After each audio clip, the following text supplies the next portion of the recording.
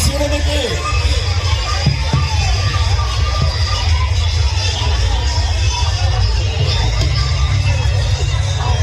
ఈ అద్భుతమైన రెడ్డి ప్రభ నిర్మించిన రెడ్డి సోదర సోదరిమణులందరికీ కూడా శివరాత్రి శుభాకాంక్షలు తెలియజేస్తూ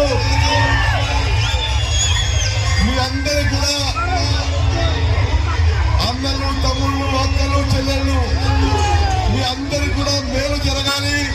మీ అందరికీ శివరాత్రి శుభాకాంక్షలు తెలియజేస్తున్నారు.